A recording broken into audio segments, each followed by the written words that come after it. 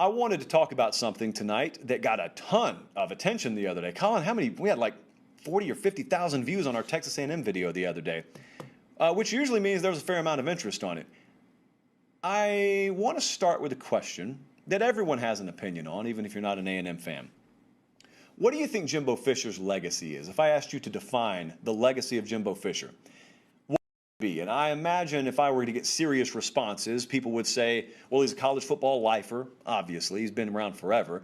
And he's won a national championship, so he's one of those very few national championship winning coaches. And yes, he is that. But I wonder if his legacy's been defined. So if we fast forward 30 years and Jimbo Fisher's long since retired, I think, if we look back on 2021 and then we have the entire context of his career in scope at that point, will we look back and say, you know, his legacy had already been defined before 2021?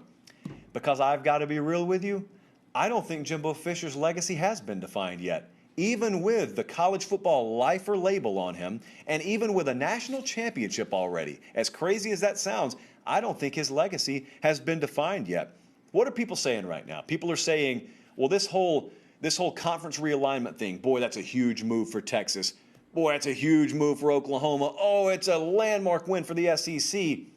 This is an inflection point for Texas A&M football. This is a defining moment for the legacy of Jimbo Fisher. You can think about the risk. I want to think about the opportunity out there for Texas A&M. And to understand why it's such a big opportunity and to understand why this is such a huge inflection point and a defining moment for not only A&M football, for Jimbo Fisher too, you got to understand the reality versus the illusion. The illusion we talked about the other night. The illusion is, well, A&M's in trouble now because Texas is going to be in the conference. And I have had several off-the-record debates this week with people about what that means, because I don't buy it. I just wholesale dispute that. But you got a lot of people out there. So I got a lot of people who come at me and they say, well, Texas A&M, they're in trouble now that Texas is in the conference. And so I want to push it through to a logical conclusion.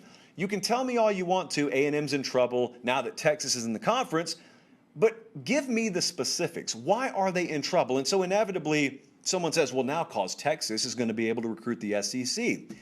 And I say, and then they'll say, well, you know, kids are going to choose Texas now because they're in the SEC. And I ask, why is that? And then they say, well, they always wanted to be at Texas. It's just that now Texas is giving them the final reason with that SEC sticker on their helmet. And I don't believe that. I'm not telling you Texas recruiting won't improve. That's not going to be the deciding edge that Horns have over Aggies at all. And the reason I think it's overblown is because I don't think it's been the lack of SEC inclusion that's cost Texas.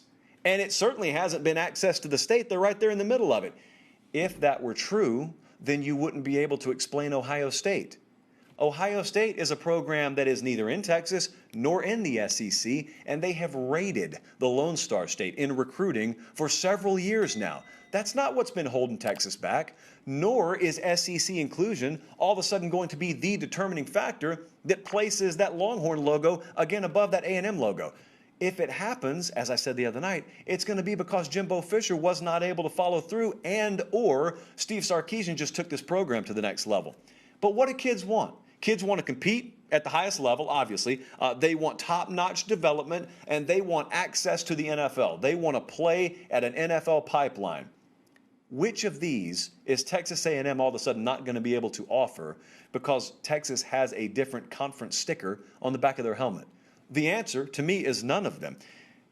I think Jimbo Fisher and Texas A&M could be on the brink of harnessing this latest news to take their own program to the next level. Everyone gets motivated in different ways. Different things light fires in different ways under people. And if you don't live in Texas, which we don't, but I talk to enough people out there to live there or to feel like I lived there the last couple of weeks, this has been, that's the wrong word to use, so I won't use it so you can't clip it. This has been a very sizable change. It has been a landscape change out in the state of Texas. I think it's going to be a very good thing for Texas A&M. And I think it's what could end up propelling them to the next level, kind of into a different stratosphere. And you want to talk about legacy. For all of you who think the legacy of Jimbo Fisher at A&M will ultimately be, well, he got a little head start, but then when Texas came to the SEC, That hit the mute button on Jimbo Fisher and Texas A&M. As much as that is a popular thought out there right now, let me give you another scenario. How's this for legacy? What if the history books end up reading, and in 2021, Texas ended up getting an invite to the SEC, and in 2022, the Horns came to the SEC, and Jimbo Fisher and the Aggies took their program to the next level, looked across the state, nodded, and then won the first championship in several generations, despite Texas being in the SEC. If you talk about legacy, imagine Jimbo Fisher's legacy, even though the guy's already got a championship. If he wins one at A&M with Texas in the SEC, that is how you become sort of a generational, iconic type coach instead of just one that's appreciated regionally or maybe just in his own bubble. So I'm excited. And if I was an A&M fan, I know I'd be aggravated in the short term, but long term, I'd be excited for this. You can look around. There are several other examples. I was on the BOL podcast with Travis Reier and Tim Watts the other day, and we were talking about what it was like when Nick Saban came to Bama.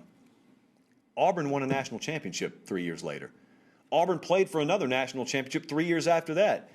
I don't know definitively how history would have turned out, but I'm of the belief Nick Saban is the reason that Auburn felt the pressure that it took to put the teams on the field that won those titles and played for those titles. I'm a believer in that. So I'm a believer that that pressure can either cook you or it can produce a diamond as a result of the pressure.